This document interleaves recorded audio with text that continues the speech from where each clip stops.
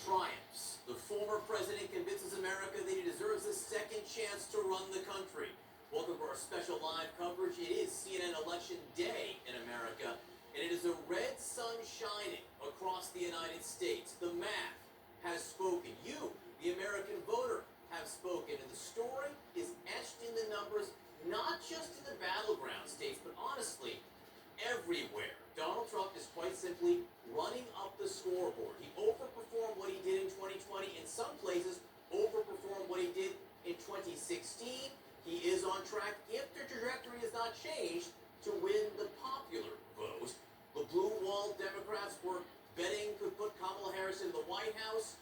It crumbled. The patchwork of voters that put Biden in the White House 4 years ago, black voters, Hispanic voters, women, that too seemed to shatter or was just simply not enough. Now, there are important races still settled across the country, and every vote still being counted will determine if Donald Trump takes power with a Republican-controlled Congress united behind him. But right now, as things stand, he has the White House, he has the Senate, the House still hangs in the balance. Let's get straight to Phil Mattingly, who was at the magic wall. The presidency decided at this point, trying to understand the why now, and it's not just the battleground states, it's part of that Democratic coalition, as we said, that simply seemed to slip away. Donald Trump taking advantage, particularly among Latino voters. Yeah, we've been talking a lot about the critical suburban battlegrounds. Democrats failed to run a big vote in. Their urban areas, they also failed to run a big vote in. Donald Trump's rural areas. Let's talk about the demographics, though. We start in Pennsylvania. It's one of those battleground states. But there's a lot of talk over the course of the last couple of weeks, particularly about Hispanic voters in the state. There's one slice of the state where the Hispanic population is actually between 15 and 25%. That slice of the state, particularly after the Madison Square Garden event, in the comments about Puerto Ricans, was one where Democrats said maybe this is an opening here. This is about 23% of the population in Berks County is Hispanic. Donald Trump won this by more than 12 points. In other words, he did 4 points better than he did back in 2020. Now, this is Lehigh County. This is the home of Allentown. This is the place that Joe Biden was able to run up the margin a little bit on. As you can see, 7.5 points. Harris underperforming there. So for Democrats at a micro level, talking about just one of the battleground states, they're saying maybe we had an opportunity there. Turns out, not at all. Didn't make any inroads. In fact, lost ground. I want to go to Florida. We don't talk about it as much anymore, and understandably so. And when it comes to the Hispanic vote, you don't talk about it as much anymore because it has moved so dramatically and I think so separately from what we've seen with the Hispanic vote out west, primarily because of the Cuban American vote in Miami, southern Florida as well. This was the biggest siren for me early on in the night. Osceola County, if you were to know, this county demographically is 56% Latino, a significant portion, and a lot of new an influx of population over the course of the last year or so, Puerto Rican. So was there going to be some type of dramatic change? This isn't the Cuban American vote. This isn't South Florida. Osceola, why am I pointing this? In 2020, Joe Biden won Osceola by 14 points. You think that's dramatic? In 2016, Hillary Clinton won Osceola County by 25 points. In 2024, Donald Trump flipped this county and won it rather comfortably.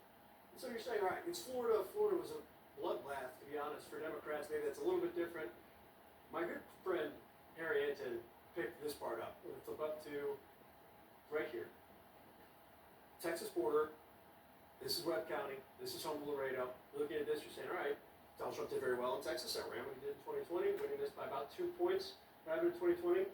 Democrats won this by 23 points. Wow, that's a 25-point swing. We got a toss, but literally up and down this area, 95% Hispanic population in all of these counties, Donald Trump flipped them majorly. Huge swings there. An important part of that Democratic coalition clearly gone or largely gone now. Phil, thank you very much. Let's go over to Harry. Phil was just talking about you, Harry. Let's dive in deeper to some of that Hispanic vote in the exit polls. What do you see? Yeah, let's take a look at Pennsylvania first, right? What do we see in Pennsylvania among Latino voters? Look at this. Kamala Harris won Latinos in Pennsylvania, but just by 15 points. If you go back 4 years ago, among Latinos in Pennsylvania, Joe Biden's margin was, get this, John, 42 points. We're talking the fact that that Donald Trump was able to slice that margin by more than half in Pennsylvania. How about Florida, which you were talking about with our dear friend Phil over there? How about here? 18 points. So you might say, Latinos and Florida, Cubans. As you two were pointing out, it wasn't just Cubans. But keep in mind, 4 years ago, Joe Biden carried Latinos in the great state of Florida. So Donald Trump flipped it. How about Texas? How about Texas? Look here. Again, another win for Donald Trump among Latinos in Texas. 4 years ago, you know who carried Latinos in the great state of Texas? I bet it wasn't Donald Trump. It wasn't Donald Trump. It was Joe Biden. We are seeing this movement across the map. It's not just the one among Latinos who are from, say, Puerto Rico or Cubans. It's across the map. It's across different parts of the Latino electorate. Donald Trump simply put doing better than he did 4 years ago. And you're making that comparison to 4 years ago. Remember, 8 years ago, Latinos were one of the biggest trouble spots for Donald Trump against Hillary Clinton. Miami-Dade, he lost that by what, 30 points 8 years ago? Tonight, or last night, he carried Miami-Dade. We're just seeing this explosion of Latino support for Donald Trump, and the bottom line is we've been talking about realignment among Hispanics, definitely realignment. This is what realignment looks like. The Absolutely. definition Yes. of political realignment. Harriet, thank you very much for that. Casey, we'll go over to you. John, thanks. Donald Trump set to return to the White House with the support of a Republican-controlled Senate. Control of the House is uncertain at this hour. Joining us now, Senator Marco Rubio, who has been one of Donald Trump's most outspoken supporters throughout the campaign and was in attendance last night at the Trump campaign's watch party turned victory celebration. He's also the ranking member of the Senate Intelligence Committee. Senator, good morning. It's nice to have you with us. Good morning. So let me just start with your reaction here. This was a sweeping victory for Donald Trump, for Republicans. What's your reaction, and how do you explain what we saw last night? You yourself had said you expected a closer race than this one. Well, everybody did, right? I mean, that's what we've certainly being told by pollsters. And I think eventually we're going to learn our lesson here. But what I'm most impressed by is not just the size of the victory. I know the numbers still growing, but the way Donald Trump won this election. He won it by fundamentally remaking the Republican Party, but I hope also revealing to people that for voters in the United States of America, their primary identity is not their ethnicity, it's not their race, it's what they do for a living, it's who they are in their daily lives. Well, I just saw a moment ago you had a segment on the Hispanic vote in all these different places. And every expert in the world was saying, well, there's no way Donald Trump can even be competitive because Bad Bunny is not supporting him, and Jennifer Lopez and George Lopez, whoever come out against it. I said these people are workers, these people are fathers and mothers, and they have children, and they own small businesses, and they're employees of a company who's sending a job overseas. They have to be appealed to as Americans, because that's what they are. And when these migrants come, and they're criminals in their own home country, say somebody comes here from El Salvador, and they're a criminal. They're not criminals because they're migrants, they're criminals because they're criminals. And then they're coming here, what neighborhood are they going to? They're going to these Hispanic neighborhoods. That's what we heard in Pennsylvania. That's what you saw Osceola County put up a moment ago, which is an enormous community, a strong Puerto Rican presence. They're very concerned about the cost of living, the cost of groceries. And Donald Trump appealed to Americans as Americans, irrespective of your background or your customs or what music you listen to or how your last name is pronounced. This is more than just a realignment. I hope it's a realization that when you come to this country and you put your roots down here and you raise your children here, you become an American. And everything from our economy to our safety to our national security matter as much to you as they do to anybody else in this country. Sir, do you think this is a permanent realignment for these voters, or do you think that this is unique to Donald Trump? No, I don't believe in anything's permanent anymore because American politics moves so quickly, so rapidly. I saw again a moment ago, we were talking about Miami-Dade County. I mean, Miami-Dade County flipped from 2016 to, in like 8 years, this dramatic turn. So nothing is permanent. I think as long as, let me put it to you this way. From now on, anybody who's running, at least for the foreseeable future, it says, I'm going to put the priorities of Americans first. I am going to ensure that our laws are enforced when it comes to immigration. We're not going to be anti-immigrant, but we're going to be anti-illegal immigration and chaos. And we're going to try to keep America out of wars. We're entering into an era of pragmatic foreign policy in which the world is rapidly changing. Adversaries are uniting in North Korea, Iran, China, Russia, increasingly coordinating. It's going to require us to be very pragmatic and wise in how we invest overseas and what we do and how we approach things. I think that message is going to transcend traditional, ideological and partisan lines. And but 6 years from now, maybe the Democrat who's saying that. So I don't think any of us could just sit back and say that this is permanent. This is not a partisan realignment. It is an American American realignment, and Donald Trump just happens to be the candidate over the last 10 years that's truly not just revealed it, but captured it and communicated it in a very unique way. But I mean, it's incumbent upon those of us who are in office now to turn that into policy and ultimately to continue it as a movement. Otherwise, someone will learn from it and they'll adopt it. Interesting. Sir, as we look forward here, are you interested in a role in the next Trump administration? Look, I always am interested in serving this country. I'm doing it now in the United States Senate. That's where I plan to be next week. And beyond that, I'm not trying to play coy. It's just literally just a few hours removed from this election. Nobody actually going in knew exactly. We felt good about it, but nobody knew what was going to happen. I haven't had any such conversations with anybody in the Trump administration. And either way, I plan to work with them, whether it's in the Senate, which is an important place to be, or in some other capacity. If those conversations happen, we'll have them. But I've certainly haven't talked to anybody about it. And I know, again, it sounds like, I hear people talk about it and mention. That's just speculation right now. It's got a lot of talented people to pick from.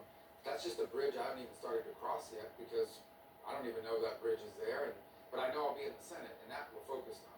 So speaking of the Senate, who would you like to see as the next Senate Republican leader? Well, we've got great people running. I mean, that's the truth. I like them all. Obviously, Rick Scott is my hometown, my home state senator. I think he would be a great majority leader. I know he's going to be running, and we'll see how it all plays out. But ultimately, I think whoever our next leader is has to be somebody who understands what happened here, what voters are telling us. They're not sending us up there. This is not a college football game where we celebrate because our team won. They're not sending us up there to celebrate. They're sending us up there to work and to try to turn the message of this campaign into public policy for the benefit of all Americans. And that means begin to secure our border, begin to rebuild our economy in a way where working people, hard-working everyday people can afford life, get ahead, do basic things that we used to take for granted, right? If you work hard, you should have a job that pays you enough to own a home and start a family and retire with dignity. We want to get back to an economy that makes that possible, and a world that's increasingly dangerous. And we wake up every single day to bad news after bad news. We've got to start taking this pretty seriously. When you've got North Korean troops embedded alongside Russians in the middle of Europe, when you've got the Chinese now habitually and routinely harassing not just Taiwan but the Philippines, you've got it, and of course Iran that continues its ambitions, including trying to kill Donald Trump. I think we've got a very dangerous war that's going to require immediate attention. So you mentioned obviously that there's going to be a new team in place coming in for the Trump administration. If you are part of the Senate, you'll have a say, of course, in confirming Donald Trump's nominees. He's obviously campaigned with Elon Musk extensively, and Robert F. Kennedy Jr. has recently expressed interest in a cabinet-level post. Do you think the Senate would confirm him to a cabinet-level post?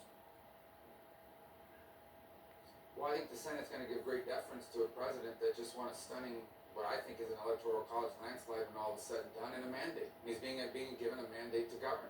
And I think presidents who are given a mandate to govern deserve from the Senate the opportunity to surround themselves with people that are going to help them execute their policies. We have to understand the job of anybody that President-elect Trump puts in place. The job of those people is not to be a check on Donald Trump or to control him. It is to help carry out what the American people have sent them there to do, and sent them there to do it in a pretty overwhelming fashion by modern standards. So I do think that that's important. Obviously, you have to be qualified and all these sorts of things, but beyond that, we have to ensure that he has a team around him that helps him execute his public policy, not undermine it or stand in the way of it. That's the same thing Joe Biden and every president we've ever had has wanted to be surrounded by people that are going to do a good job, but ultimately help carry out the policies that the people who elected that president sent them there to do. So speaking of those policies, sir, would you be supportive of mass deportations if that's what incoming President Donald Trump were to do?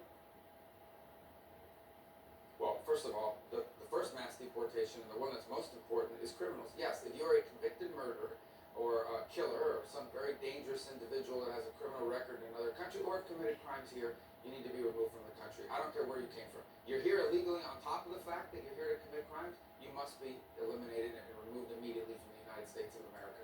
That's without a doubt. Now, beyond that, I do think we have to have immigration laws, and they have to be enforced. That is the law of the country. The laws of our country today have been, if you are here unlawfully, you are to be detained through removal.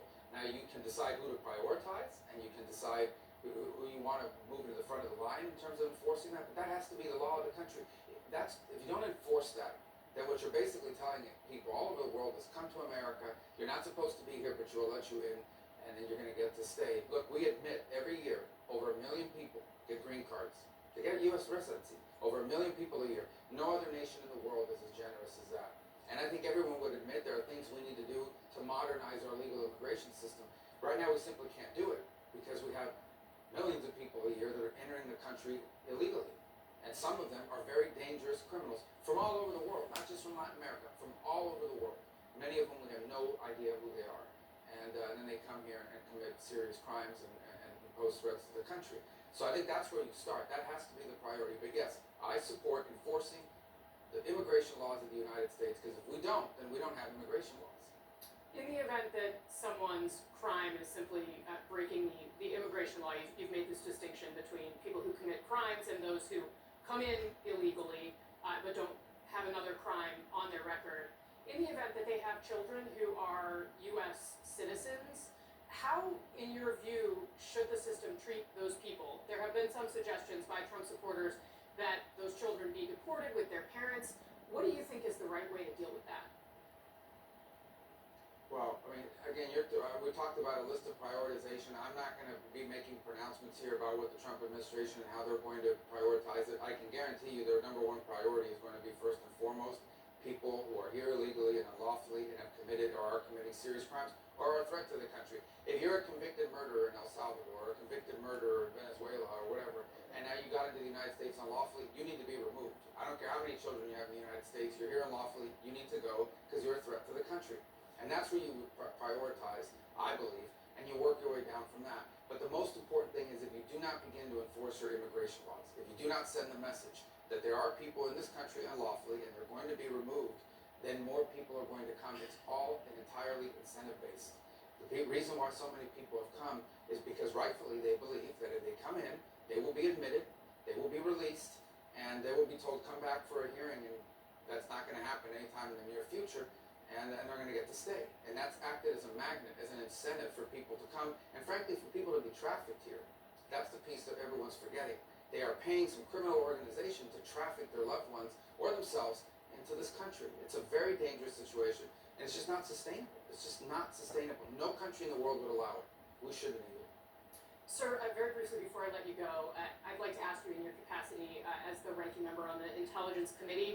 There have been reports out in the Wall Street Journal and confirmed by the New York Times about a Russian effort, apparently, to put flammable devices onto airplanes.